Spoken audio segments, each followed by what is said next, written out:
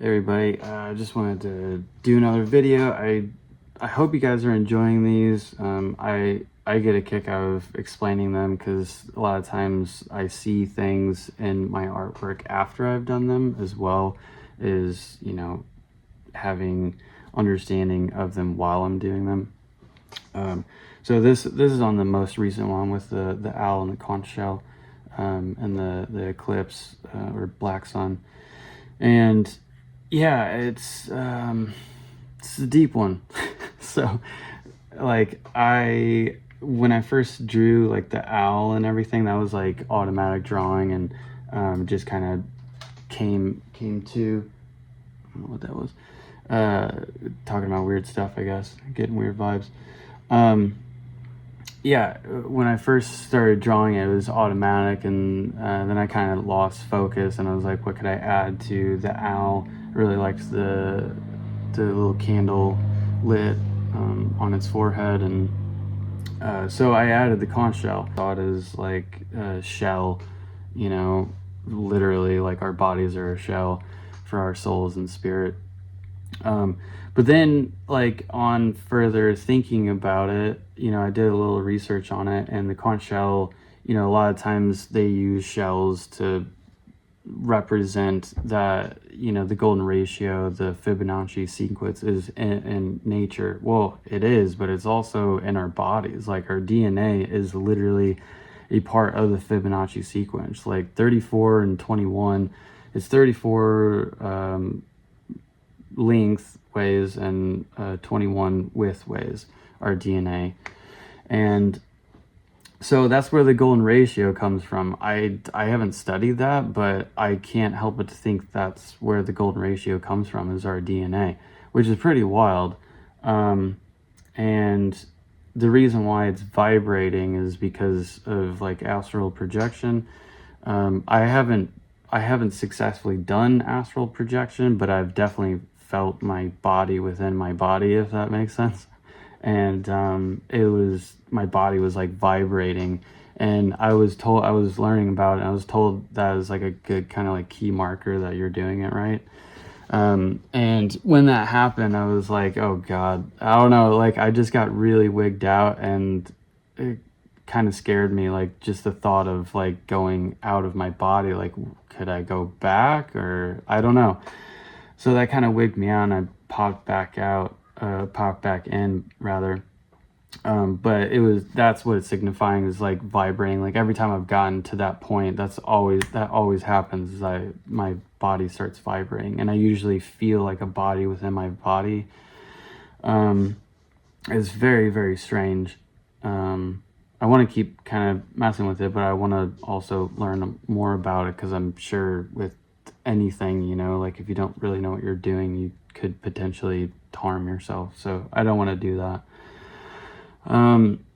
And yeah, the owl just represents, you could see it as Lilith. I know some people in the occult world see that symbol as Lilith. I don't really see it as a negative thing. You can take it as a negative thing, like it can be a messenger of death, but that can also be death and rebirth, you know. You know, I've heard like crossing the abyss is like temporary suicide. So, you know, any type of like magical experience, it is kind of a death. It's a death to your ego, a death to yourself. And it's a very humbling experience. I've had other experiences, but that are very similar to that. Just I haven't crossed the abyss, or what a lot of people talk about when they, you know, see explosions and or like flowers and stuff. And then, so yeah, the owl could represent, you know, seeing into the darkness, seeing into the subconscious. It could be a guide through that. I see it as that. I see it as a good thing, something that can help guide you through the night, really. And it's a predator, so it could also protect you as well, or devour you, but I don't really see it that way. And then the candle on top is obviously illumination and, you know, higher truth or higher knowledge. And then obviously the flame turns into an eye, which is just like seeing inner sight, Um, and it can also, I guess, symbolize like protection, like the all-seeing eye. And yeah, so and then the other part of it with the black sun or the eclipse, I know the black sun has like a lot of bad connotations, but the Nazis didn't invent it. I know they were into a lot of this stuff, but clearly they were into it for the wrong reasons. And magic, just like anything else, you can take it one way or another. You can use it for good or you can use it for bad, you know? So Tav, the symbol, or the letter rather, sorry, the symbol on the right of the skull, that's a Tav, and that's the ending letter of the Hebrew alphabet.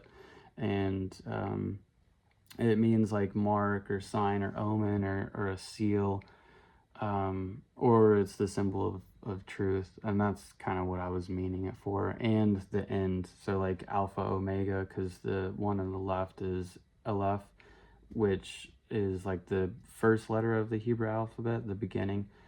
So it was kind of like the beginning and the end. You can also see Tav as like an infinity symbol, because it's not only the ending, but it also brings you back. It's the essence and the purpose of one's life, and beginning again with the original oneness of the Aleph, which is the beginning. Um, so I just kind of see it as like possibly an infinity symbol, and like restoration, or the return to the oneness. And then the first letter, the Aleph or Aleph, um, yeah, that's just like the oneness and unity with the Creator. And it can, to me, I guess I also see it as like as above, so below, because it represents like the higher worlds and the lower worlds, or the higher world and lower world, depending on what you believe, I guess. Um, and yeah, it hints at like the beyond the illusion of separation and duality, is underlying oneness, that nothing is separate and the Creator is the source of everything. So the reason why I chose those two is because like everything that I've heard of like crossing the abyss and like really high states of meditation is like you are kind of in this, you are with God, like. And the things that I have experienced meditating is you kind of forget about self, like you're just in the present, which to me is kind of like infinity, because you're not thinking about anything other than just being. And I think that's what Jesus and Gandhi and all of really the master teachers talked about, is like just being. Not too sure if Hermes talked about it. I'm getting into a lot of Hermeticism and like Kabbalion type philosophy. But I know a lot of religions talk about it, and a lot of like doctrines and teachings talk about this just presence, this I am, and just being. So that's why I chose that. And you know, the path leading up, you know, the skull represents death, and you know, it can be taken literally or it can be taken metaphorically. I was meaning it more metaphorically, because you can experience a death and still live. There's near-death experiences. There's, yeah, crossing the abyss through meditation, and so on. Yeah, and the roses really just represent, yeah, just I've heard about this kind of explosions or these kind of like unpeelings. I'm not sure what that is, but it sounds super fascinating, and the imagery was very alluring to me. I wanted to draw it. And then obviously it goes to an arch that leads into darkness that then is going into the eclipse. So, and I see that as just like the other side is like you're kind of breaking through this wall, which, you know, the brick walls that I have is kind of also symbolizing that as well. So it's very interesting. I don't know, I'm still fairly new to like actual magical experiences. But it's really fun. It's interesting. It's humbling. Actually, I'll retract that. It's not necessarily fun per se. It's very interesting, very enlightening, and yeah, we'll see what happens. But that's that one, and I know that's a long one, but that's what I got for that one. And yeah, I hope you guys are enjoying it. I'm enjoying sharing it.